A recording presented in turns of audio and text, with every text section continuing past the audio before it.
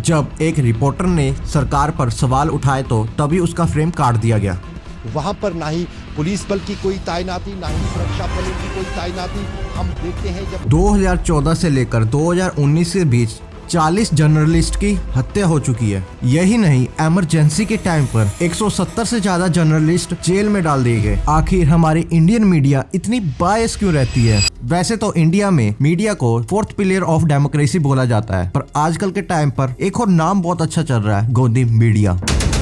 ये वही मीडिया है जो प्रेजेंट गवर्नमेंट पर कोई सवाल नहीं उठाती। एक तरह बोले तो ये आईटी सेल के जैसे काम करती है, चाहे मीडिया राइट विंग की हो चाहे लेफ्ट विंग की हो। जब खुद की सरकार पर बात आए तो कोई आवाज नहीं उठाती। किसी भी मीडिया का रोल होता है कि बिना बायस्ड होकर रियल न्यूज देना, पर मीडिया एक और काम जरूर करती है, पर्सन का पर्सपेक्टिव ही चेंज कर देती है। और ये चीजें पॉलिटिशियन को अच्छे से पता है, तभी आज के टाइम पर मोस्टली मीडिया बिकी हुई है। एक अच्छी न्यूज एजेंसी चलाने के लिए भी बहुत सारा फंड चाहिए। जैसे यूट्यूबर्स को एड्स के पैसे मिलते हैं, वैसी न्यूज एजेंसी चलाने के लिए इनको एड्स की जरूरत पड़ती है। और वो एड्स कौन देती है? गवर्नमेंट। चाहे कोई स्कीम्स प्रमोट करना हो, चाहे खुद की पॉलिटिकल पार्टी को ही प्रमोट करना हो, और ये एडवर्टाइजमेंट भी करोड़ों में करते हैं। लोगों ने वैसे भी टीवी को देखना बहुत कम कर दिया है, जिसकी वजह से टीआरपी का रेटिंग भी घटती जा रही है। सबसे ज्यादा टीआरपी एंटरटेनमेंट चैनल की है। शायद से इसी वजह से न्यूज चैनल न्यूज प्रोवाइड करने से ज्यादा एंटरटेनमेंट प्रोवाइड कर रहे हैं। जब हम बात करें प्रिंट मीडिया की,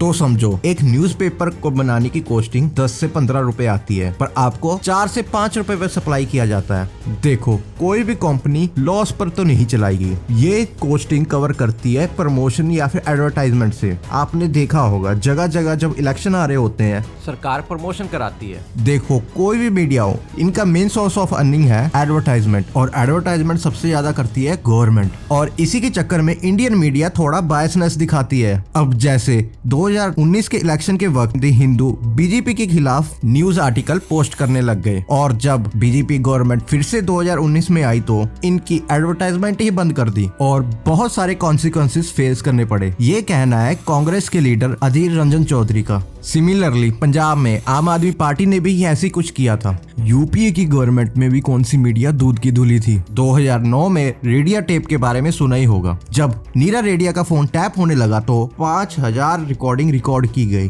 तब एक रिकॉर्डिंग उसमें से बरखा दत्त की भी थी, जहां बरखा दत्त पोर्टफोलियो मैनेज करने की बात करते हैं। हाँ नीरा, what I'm told is that Congress yesterday apparently, God knows who they are talking to in the DMK,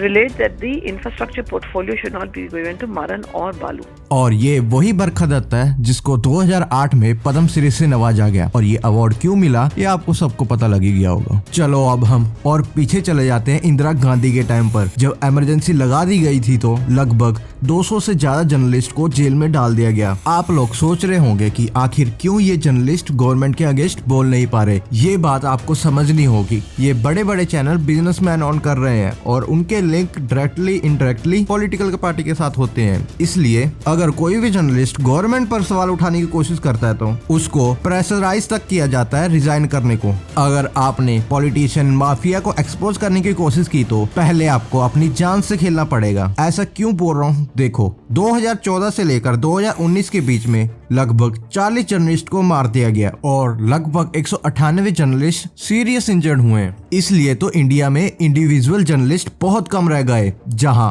foreign में गवर्नमेंट को ओपनली क्रिटिसाइज किया जाता है, वहीं इंडिया में मीडिया गवर्नमेंट से ऐसे सवाल पूछती है। आप अपनी जेब में पर्स रखते हैं क्या? पर्स रखते हैं क्या? बटुआ जिसके अंदर पैसे होते हैं। ऐसे ही नहीं, हमारी इंडियन मीडिया की रैंक हर साल घटती जा रही है। अनएम्प्लॉयमेंट, करप्शन, गरीबी, इनइक्वालिटी के बारे में गवर्नमेंट से पूछना ही बंद कर दिया। नेशनल मीडिया सवाल पूछेगी भी कैसे? मोस्टली चैनल टॉप के बिजनेसमैन ऑन करते हैं या फिर पॉलिटिशियन ऑन करते हैं, जैसे एनडीटीवी अडानी ऑन करते हैं। ऐसे ही पीटीसी न्यूज पंजाब के अकाली दल के प्रेसिडेंट ऑन करते हैं। Republic TV Arnab Goswami on करते हैं। ऐसे बहुत सारे चैनल है जो डायरेक्टली इनडायरेक्टली पॉलिटिकल पार्टी से लिंक है। आपको ऐसे चैनल एक ही सर्च में मिल जाएंगे। और जब पॉलिटिकल पार्टीज को पता लगा कि ये लोग टीवी से इंटरेस्ट घटाकर इंस्टाग्राम, फेसबुक, ट्विटर की तरफ जा रहे हैं, तो उन्होंने अपनी अपनी पार्टी के आईटी सेल फॉर्म कर दिए और यहाँ पर एक दूसरी पार्टी मीम बनाकर शेयर करने लग गए। कई कई जगह तो गवर्नमेंट मीम बनाने पर ही ऑफेंड हो जाती है। जब एक आम सा जर्नलिस्ट ये सब देखता है तो वो डिमोटिवेट हो जाता है, जहाँ वो डिग्री करने से पहले ये जरूर सोचता है कि वो भी पब्लिक प्रॉब्लम को उठाएगा, पर रियलिटी में कुछ और ही होता है और वो वहीं पर ही डिमोटिवेट हो जाता है। अगर वो खिलाफ भी चला जाए तो फेक एलिगेशन, डेफेमेशन केस और उसे धमकी तक मिलने लग जाती है ये सब रोकने के लिए। देखो, एक मीडिया जब बायस होती है तो वो कुछ भी कर सकती है, किसी का पर्सपेक्टिव तो चेंज कर ही सकती है, वोटिंग भी चेंज कर सकती है और मेन मुद्दा उठाने की जगह कोई और मुद्दा उठा देगी और ये चीजें गवर्नमेंट के लिए बहुत बेनिफिशियल है। अब तो मीडिया व्हाइट वॉश भी करने लगी है, इसीलिए तो डायरेक्टली इनडायरेक्टली वो मीडिया को पावर में लेना चाह रहे हैं। हमें एक बात समझनी होगी, जब तक मीडिया बायस रहेगी तब तक इंडियन मीडिया का स्तर और भी गिरता रहेगा। और एक बात समझो, सरकार जिसकी भी हो, मीडिया उसी की तरफ झुक जाती है। आपको ये वीडियो कैसी लगी एक बार कमेंट कर जरूर बताना और अच्छी लगी तो मेरे चैनल जरूर सब्सक्राइब करना।